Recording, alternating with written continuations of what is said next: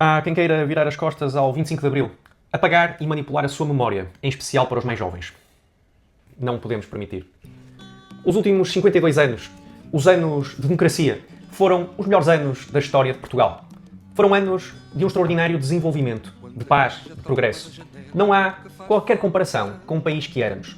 Hoje, mais do que nunca, é fundamental insistirmos na memória, porque esse é também um combate pela democracia. Vamos então lembrar como era Portugal quando o movimento dos Jovens Capitães de Abril derrubou a mais longa ditadura da Europa Ocidental em 1974. Na educação, 1 em cada 4 portugueses não sabia ler nem escrever. A taxa de analfabetismo era de 25,7%, o equivalente a 1,8 milhões de pessoas. 64% eram mulheres. Não havia rede pré-escolar, as escolas tinham péssimas condições e a maioria das crianças não ia além dos 4 anos do ensino primário. Em 74, a taxa de escolarização era de apenas 8% no pré-escolar, 26% no segundo ciclo, 18% no terceiro e 5% no secundário. O ensino superior era residual. Segundo os censos de 1970, apenas 49 mil pessoas tinham ensino superior, o que não chegava a 1% da população com 15 ou mais anos. Uma elite que deixava à porta os muitos milhares que tiveram acesso ao ensino democratizado depois de Abril. Não havia Serviço Nacional de Saúde, que só foi criado depois do 25 de Abril, e a falta de cuidados médicos era chocante. Nascer era muito perigoso. Apenas 38% dos partos ocorriam em estabelecimentos de saúde. A mortalidade infantil era própria de um país subdesenvolvido. Em 1974, 38 bebés por cada 1000 morriam. A pior taxa da Comunidade Europeia, quando a média era de 21 por 1000, praticamente metade. Havia apenas cerca de 11 mil médicos e 19 mil enfermeiros. Desde o 25 de Abril, o número de médicos quase quintuplicou e o de enfermeiros quadruplicou. Não havia cobertura universal de saúde. As pessoas morriam de todo o tipo de doenças facilmente tratáveis pelos cuidados médicos da época, mas que a ditadura negava aos portugueses. Devido a isso, a esperança média de vida era de 68 anos, o pior desempenho de todos os países da OCDE. Hoje é de 81 anos. Na habitação, mais de metade das casas de Portugal não tinha condições básicas. 68% das habitações não tinham duche ou banheira, 53% não tinham água canalizada, 42% não tinham instalações sanitárias, 40% não tinham esgotos e 36% não tinham eletricidade. Hoje, a cobertura é universal. Faltavam infraestruturas de todo tipo. Em 1974 existiam apenas 66 km de autoestradas, por exemplo. Hoje são mais de 3 mil a ligar o país todo. A censura e a polícia política reprimiam todo o tipo de direitos civis, sociais e políticos. Havia as prisões políticas e os campos de concentração, como o Tarrafal, o campo da morte lenta. Milhares foram presos, torturados e mortos por discordância política com o regime. Muitos outros tiveram de partir para o exílio.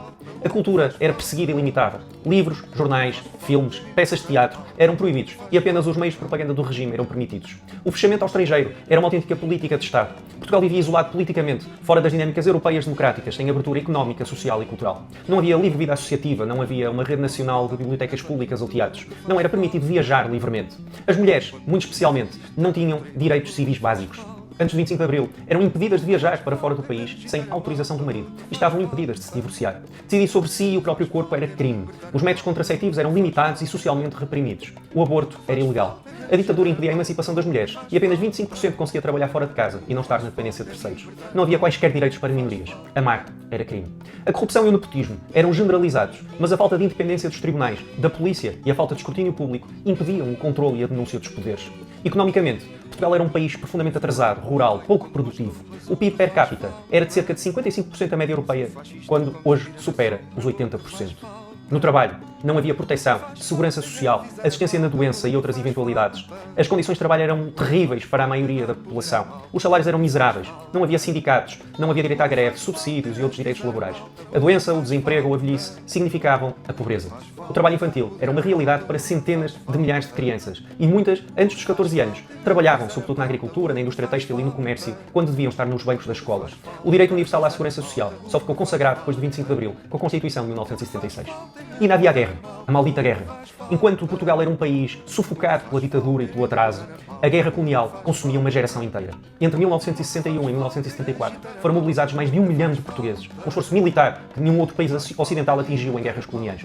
Milhares foram mortos, feridos e muitos outros fugiram do país para escapar à guerra, à fome e à pobreza. Mais de 1,4 milhões de portugueses fugiram do país em apenas uma década. Para além disso, num país devastado pela ditadura, onde faltava tudo, a guerra consumia recursos preciosos que não foram investidos em Portugal. Durante vários anos, a guerra consumiu mais de 30% do orçamento do Estado. Por tudo isto e tanto mais, não podemos deixar esquecer. Temos de recordar, temos de alertar e temos, sobretudo, de celebrar. Viva a liberdade, viva o 25 de Abril.